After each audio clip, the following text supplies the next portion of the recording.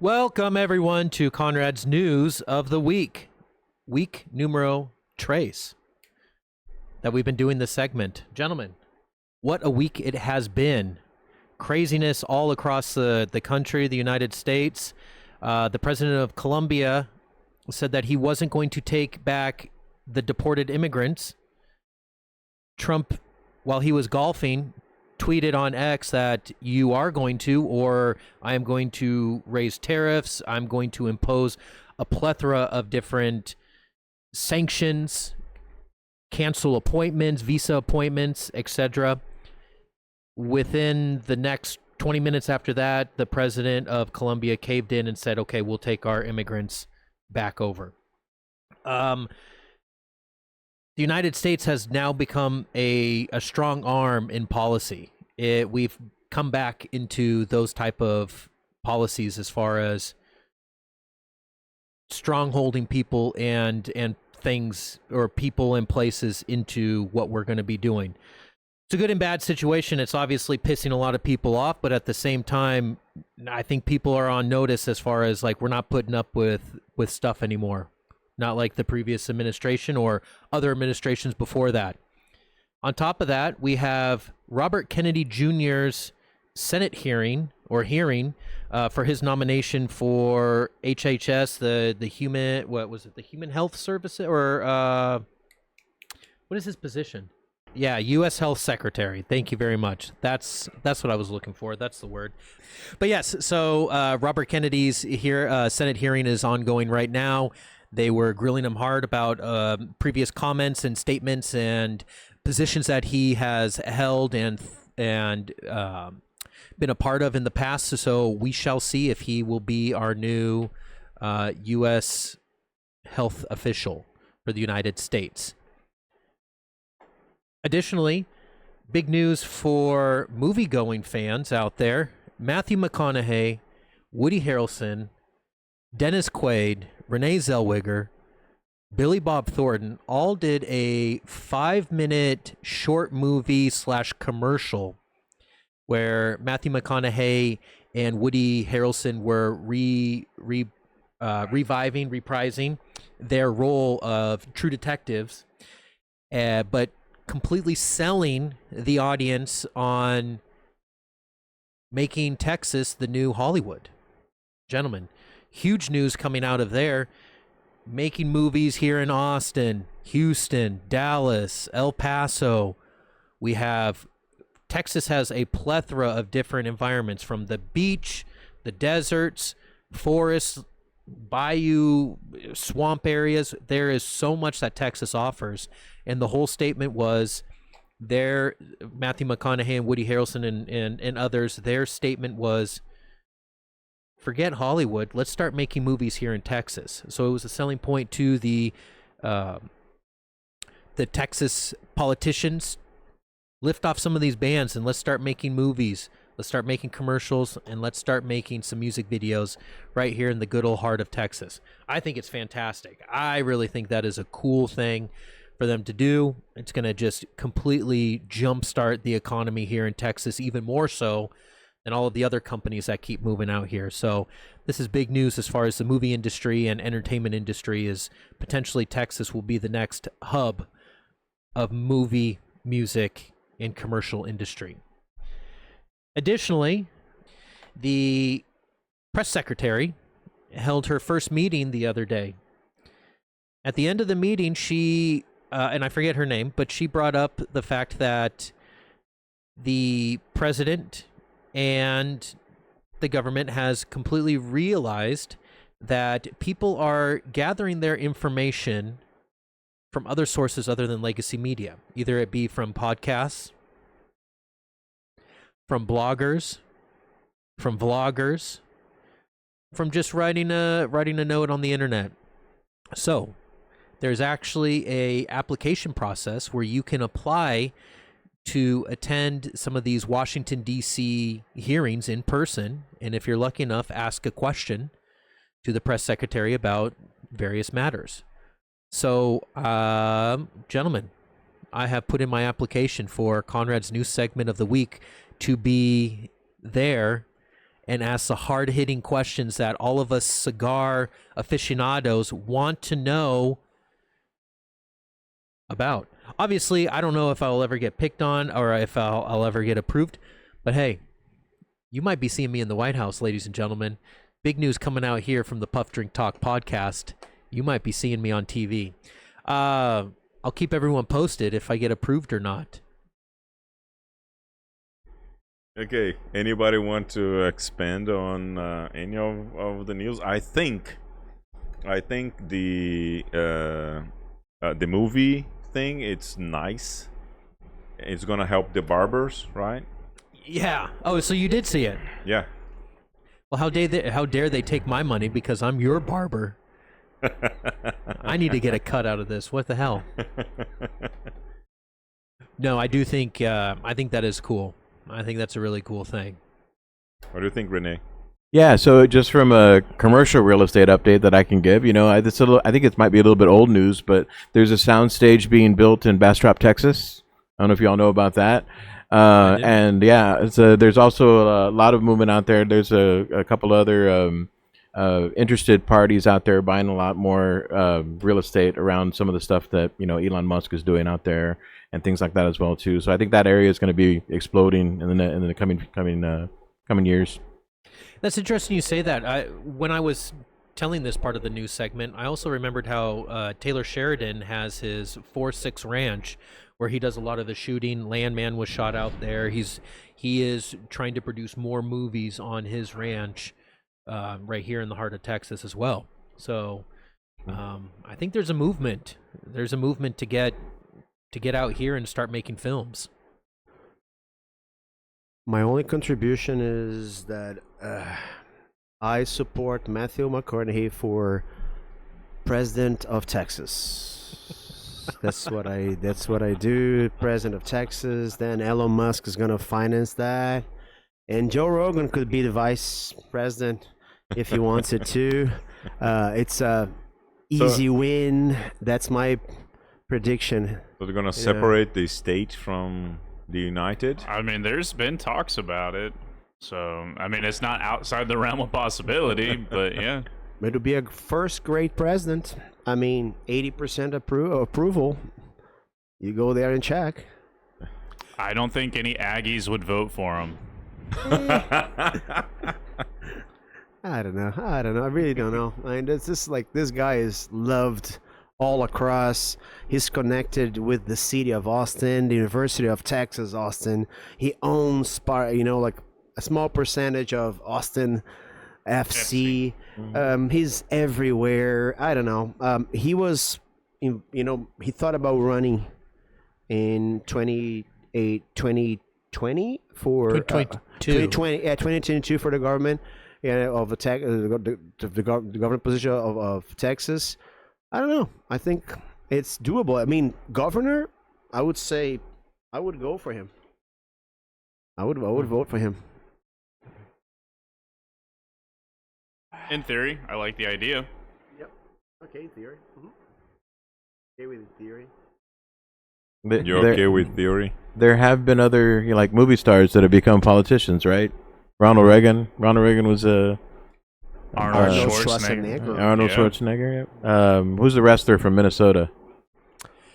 Oh, who played with Arnold Schwarzenegger in Predator? Yeah, that's true. Jesse Ventura. There you go. Mm-hmm. That's a fellow right there. Good old Jesse Ventura. No, I believe people that have that much say and power, if they get into politics, hopefully they can use it for good. I know I was living in California when Arnold Schwarzenegger was governor, and I can tell you firsthand that guy didn't do shit besides smoke cigars. I don't think there was one policy that he implemented in his tenure. Honestly, I don't think there was any one thing. He just got the position because he was popular, and that was it. So there was no strong political result? When Arnold was in office, no.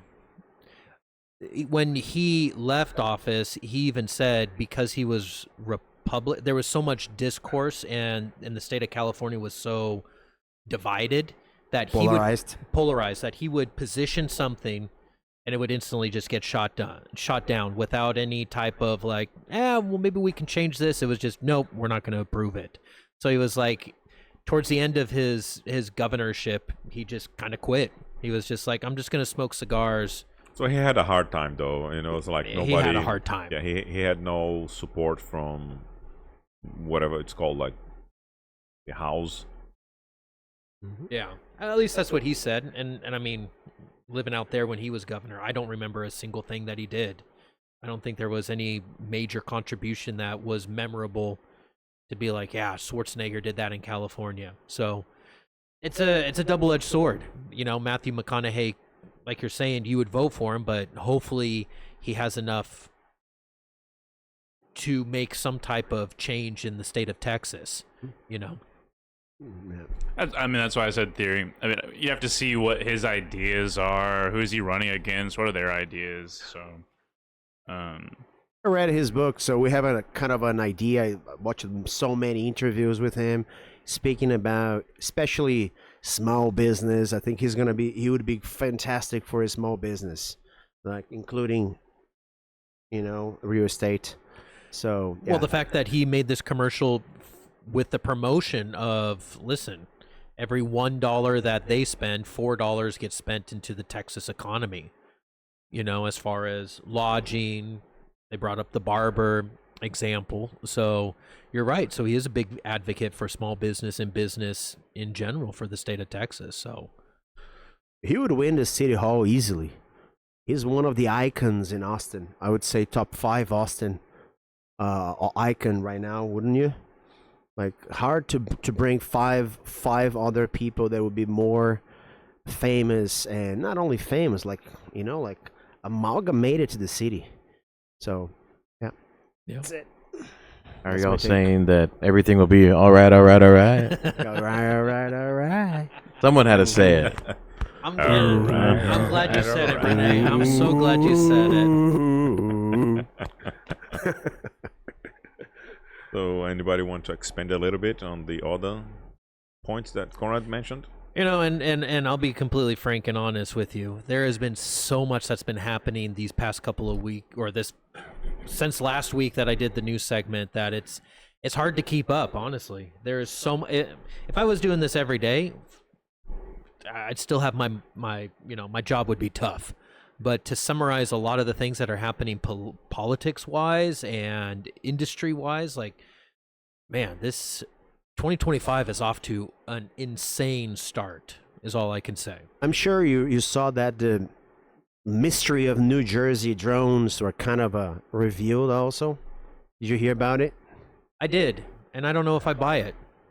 It's probably the first time, well, not the first time, but I think it's the first report from this government that I don't agree with, that I think that there's something else going on. So basically, if you haven't heard about it, what happened was Trump, when he was in day one, they asked him about all of those lights and drones and UFOs that were flying over New Jersey.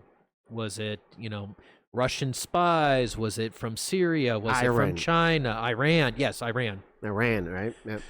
And then the conclusion came back that they were authorized drones for research. And again, it was research with quotes, so it didn't get into the specifics as to what type of research, but they were friendly drones. And then we had copycat drone flyers, people that were just flying their drones to capture the wave of excitement at night. So I personally think that's complete bullshit. I'm calling it right now. I think something else was happening, but again, I'm full-blown conspiracy theorist, so. I do not think this is going to benefit you in your application process. Oh, that's true. Well, we never know. With this administration, man, you got to be different. You got to bring something different to the table, for the table. Yeah. So maybe you're right. I'm bringing my A game, so they better bring their A game too. That's right. I would love nothing more than for you to get into Washington and do a Conrad news segment. I would I don't know. My life would be fulfilled seeing that. That would be so awesome. That would be cool.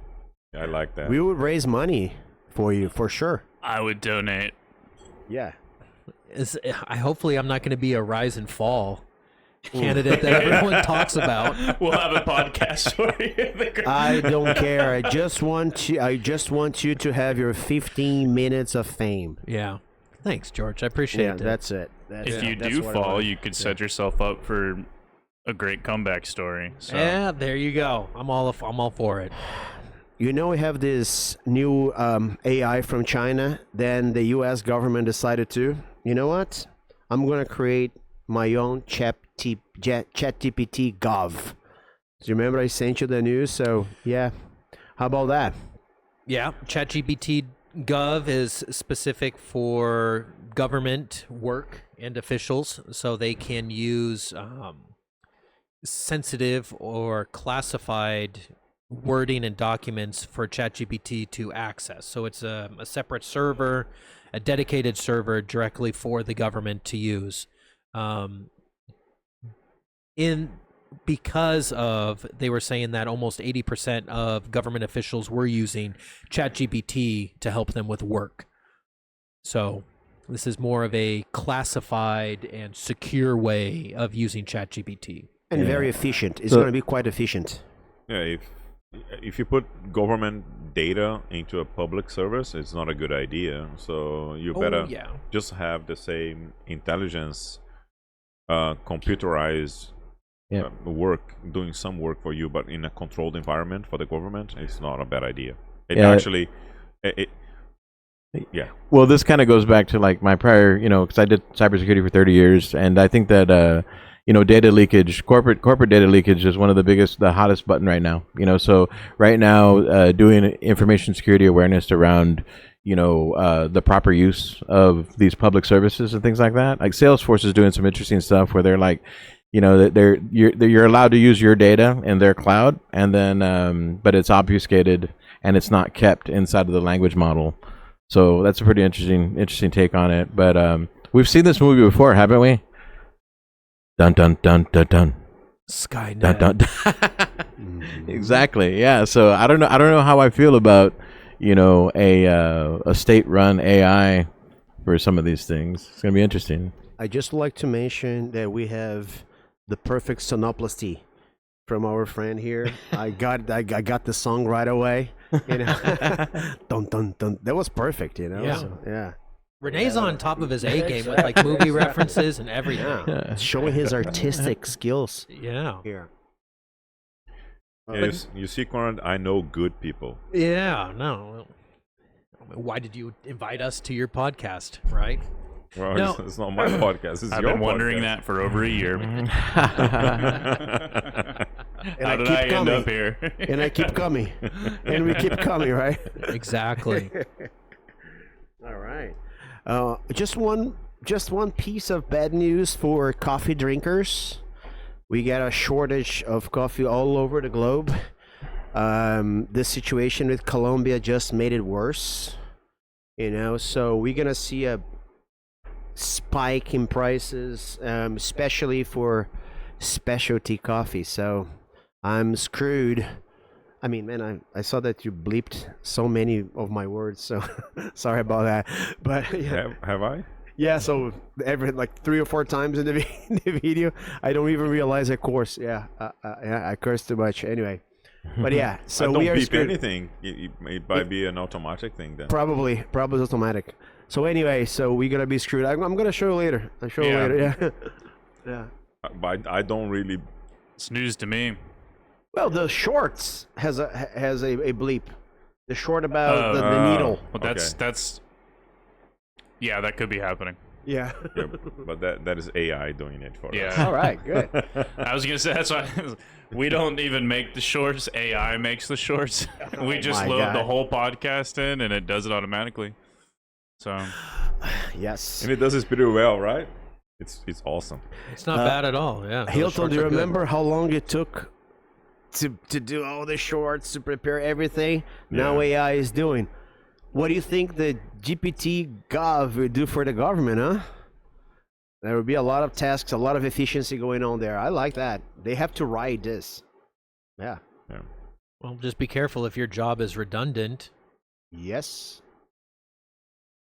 Which, Renee, actually, how much would you say government work, with your vast experience, government work or even company work is very redundant or could be downsized to just a couple of people? Geez, that's interesting. I don't know. I mean, like the information worker, that's going away. People building their own, like you were mentioning, like editing your own video, that's gone out the window. AI is doing a better job at that. Building presentations, there's things like Typeset out there that can build better presentations. But I was talking to somebody today about like video in particular at this event, and the thing that doesn't come across is like authenticity. You know what I mean? And things like that. So I think that, when we have real conversations and like we're talking, to people, things that require that's never going to be able to be outsourced. You're going to have a replica of it, but it's conversations like this that, are going to build that level of trust with people, because we're being authentic, things like that. As far as percentage of work, that's hard to gauge because so much of that work is like, the interesting use case early on with AI was like building marketing copy, right? Yeah. Doing that type of stuff. But now that it's reasoning and doing all these other things, these language models are getting more and more interesting and with what they're doing. I was actually, it's funny. I think I was telling you a little bit about. I was chatting with ChatGPT on my phone. My phone actually recognizes my dog Ronnie now. So, and we'll actually sit there and talk to it. It's like, hey, Ronnie, how's it going? And Ronnie looks like he's looking around at it. But I was chatting to it in like English, Portuguese, Spanish, Arabic. I was trying to learn a little bit of Turkish and things like that. Just like common phrases and things like that. But it was keeping up with me and like correcting me and stuff like that. So it's an interesting use case.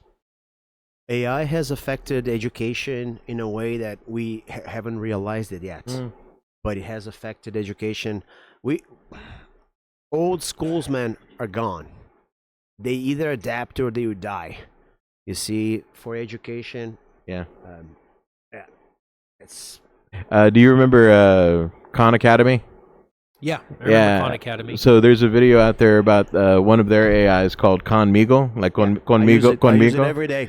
Yeah, exactly, and it's got video as well. So I mean, you can actually have it watch you draw like a human body. I think there's a 60 minutes video on it.